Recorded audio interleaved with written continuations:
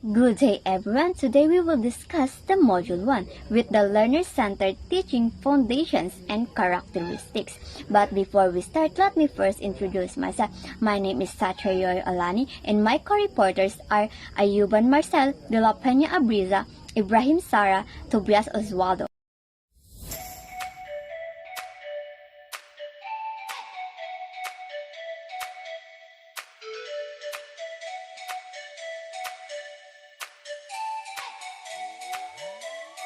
Then, when we say learner-centered, teaching is an approach to teaching that focuses on student learning rather than on what the teacher is doing. Student-centered learner puts student interest first, acknowledge student voice as central to the learning experience. Now we will discuss the characteristic of learner-centered teaching. The first one is learner-centered teaching engages students in the hard, messy work of learning. Example of this: on a given day in most classes, teachers are working much harder than students. And the second one is learner-centered teaching includes explicit skills instructions. Example: learner-centered teachers teach students how to think, solve problems, evaluate evidence, analyze arguments, generate hypotheses. All these learning skills essential to mastering materials in disciplines. The third learning-centered teaching encourages students to reflect on what they are learning and how they are learning it.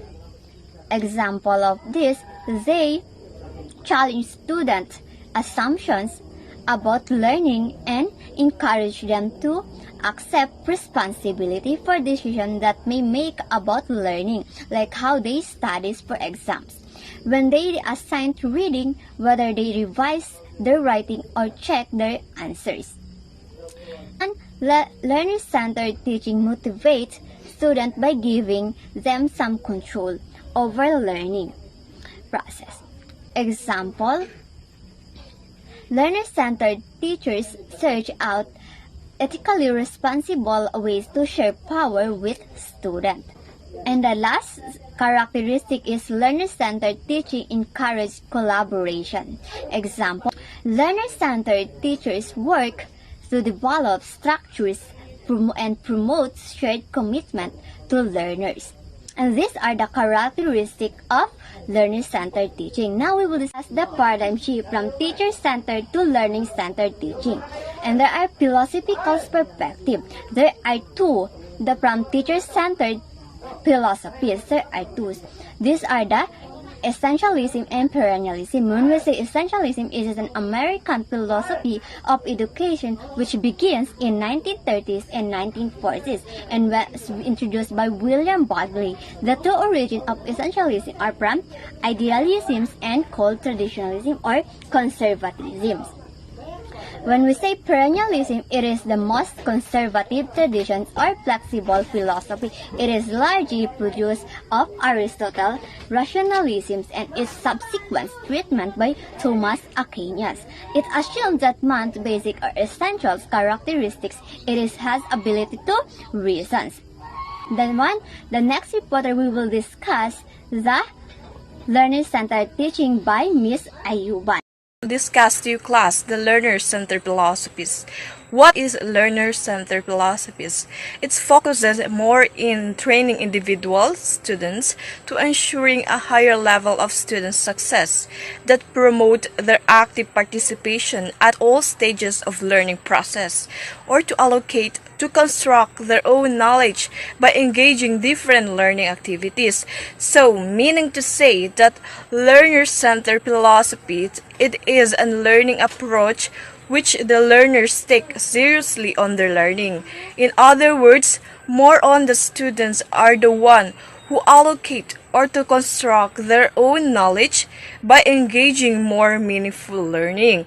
So, now let's move on to the three types of learner-centered philosophy: the progressivism, humanism, and constructivism. So, when we say progressivism, what it is progressivism. It's to emphasize the concept of progress, which assert that human beings are capable of improving and perfecting their own environment. Students learn best when they pursue their own interests, satisfying their needs.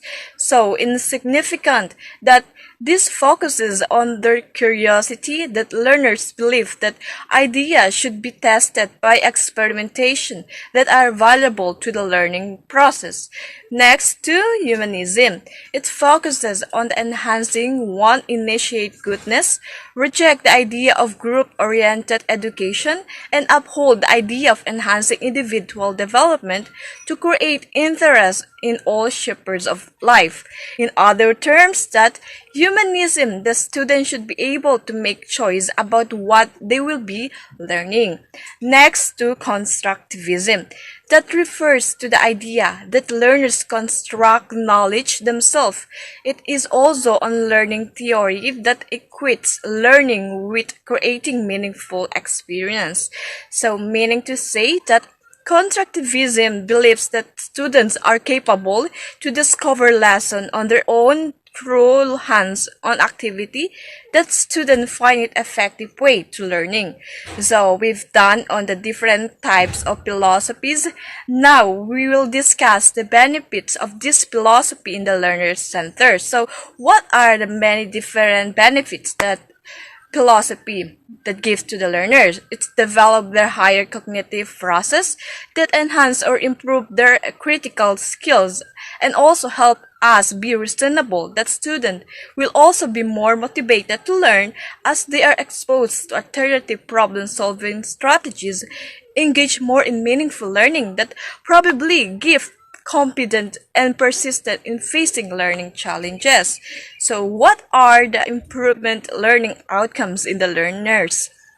One is to promote a number of positive learning outcomes to enhance students' participations and interaction, like willingness by students express the ideas that may encourage them to study more effectively, that increase motivation and quality level of knowledge. So now we've done in my topic, I will call Abrisa de la Peña to discuss to you all the resistance to change, the shape, and the four most common reasons students resist learner-centered approach.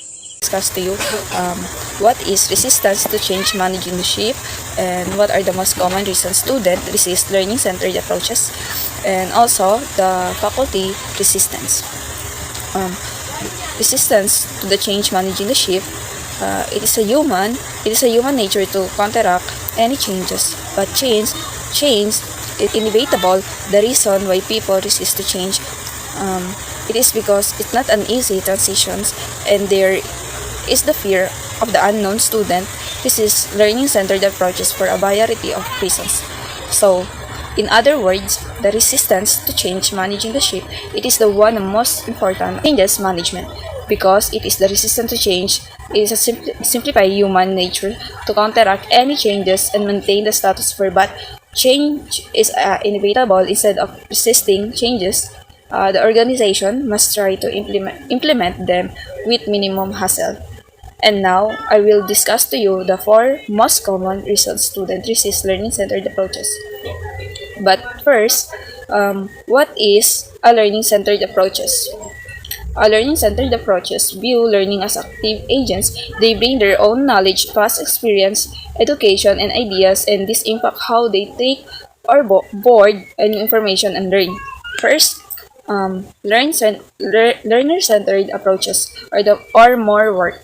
These approaches are more work for faculty who face complex instructional design issues, but these students resist because they quickly realize that this means much more work for them as well.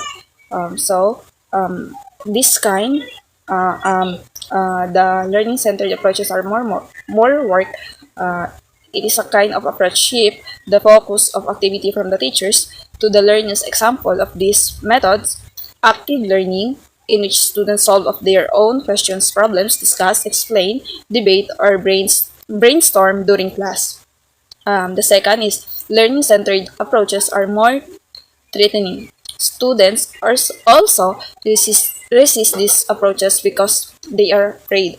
The teacher has opened Pandora's box and let out all sorts of unknown and unfamiliar policies, practices, assignments, and expectations not regularly encountered in other classes. The fear become a major anxiety for those who facing learning tasks without confidence in themselves as learners. In some student resistance say more about perceptions than it does about the approach.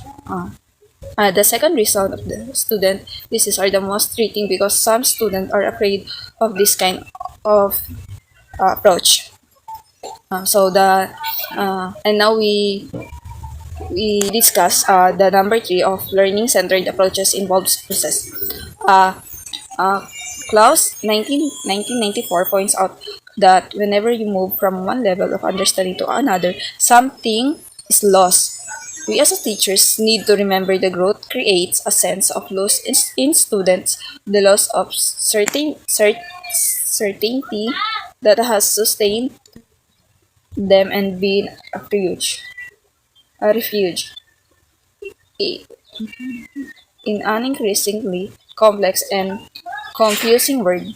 These approaches take our students to new places where the responsibility and ownership for what does and doesn't not happen is much more absolutely there's some students resistance about loose and lagging for the simpler why this student to be there may understand intellectually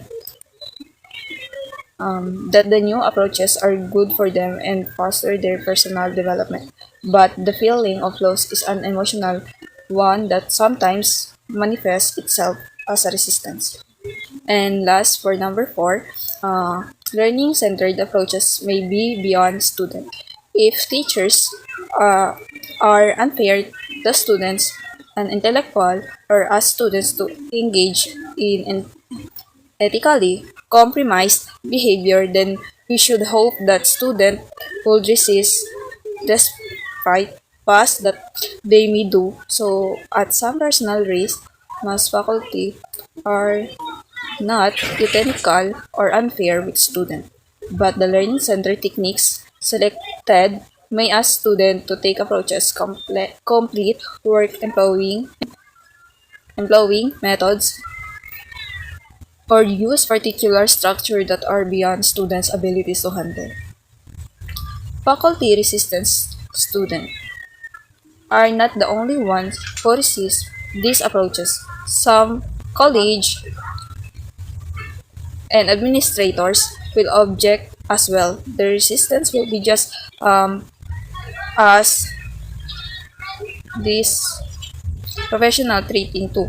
As with student, it is important to analyze the basis of the resistance on what grounds grounds do they object, then consider how faculty member committed to learning center.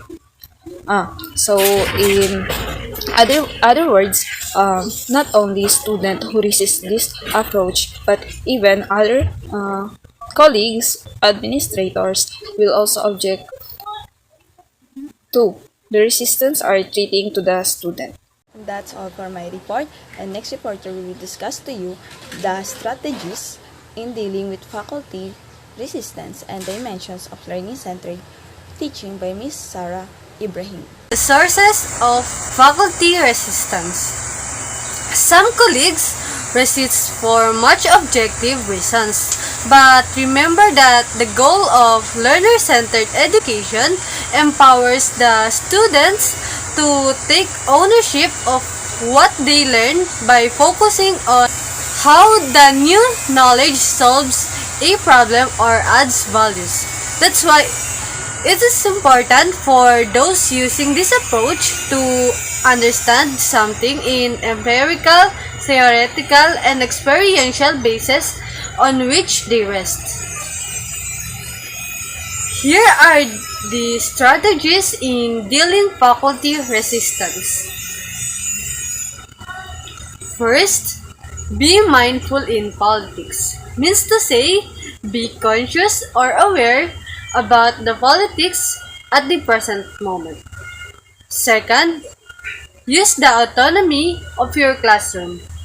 In other words, you have the right or ability to act on your own values and interests inside the classroom. Third, do not seek for convert the masses. Fourth, the impact of your approaches. Means to say, you need to record the impact while you dealing with it. And lastly, find like-minded colleagues. Meaning, you find a workmate that having similar opinions. Student and faculty resistance will keep us honest about what we are doing and why.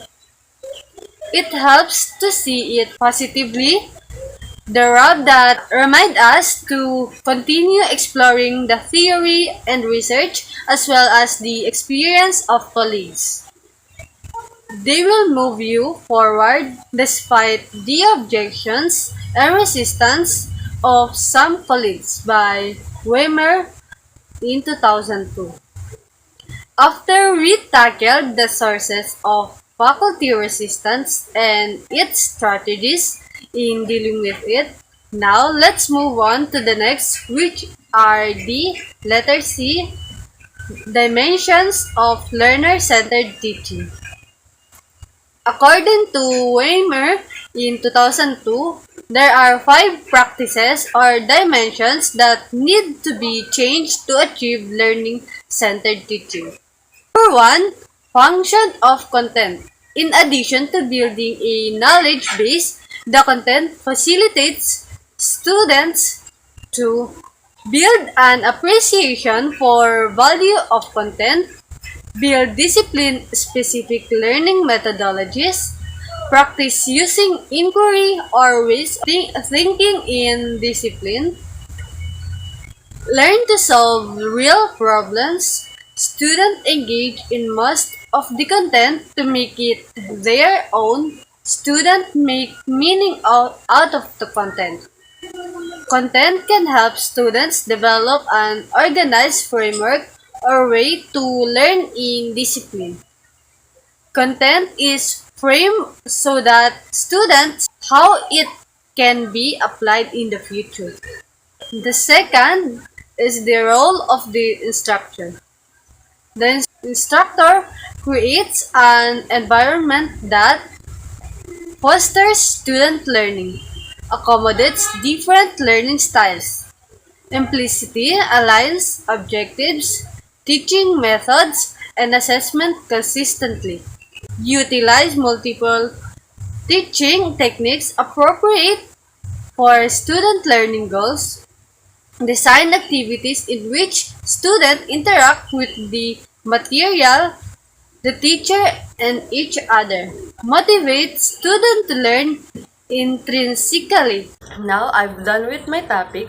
May I call on Mr. Oswaldo Tobias to continue our discussion about who should take responsibility for learning purposes and process of assessment and the balance of power. Who should take responsibility for learnings? Of course, it is the student, it is the learners. It is extremely important for learners to take responsibility for their own learning as they will gain a wide selection of benefits.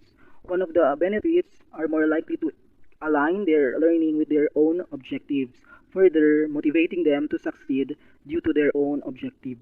If a student doesn't take responsibility for their learning, they will not fully engage with the materials, so it will be difficult for them to become passionate about the subject.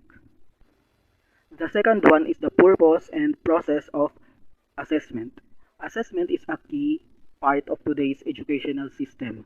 Assessment serves as an individual evaluation system and as a way to compare performance across a spectrum and across population. The purpose of the assessment is to gather the relevant information about students' performance or progress to determine students' interest to make judgment about their learning process. And the third one is the balance of power. Balance of power emphasizes that the control in the learning process and the authority of teachers decrease the motivation of the student, and as a result, we come up with the unwilling and dependent students who cannot face or take the responsibility of their own learning. The social justice role in education means students need more opportunities to challenge myths and power structures and not just be focused or socialized into the dominant idea of the institution. After we've done discussed the module 1, students become responsible on their own learning by giving them the chance to explore and be engaged in their own learning process. They should be equipped with the appropriate skills to deal with the different challenges that they may encounter inside and outside the classroom. In this slide, the learner-centered teaching serves as an approach allowing students to become responsible for their own learning by giving them opportunities to explore and be engaged to their own learning process. To summarize about we tackled, we discussed the characteristics of learner-centered teaching, and there are 5 characteristics, and also the paradigm shift from teacher-centered to learner-centered teaching. We also mentioned the teacher-centered philosophy, and there are 2 types, which are the essentialism and perennialism. When it comes to learner-centered philosophy, there are 3 types such as progressivism, humanism, and constructivism. We also discussed about the supporting research, resistance to change, managing the shift, faculty resistance, and lastly is the dimensions of learner-centered teaching. That's all of our topic for Module 1.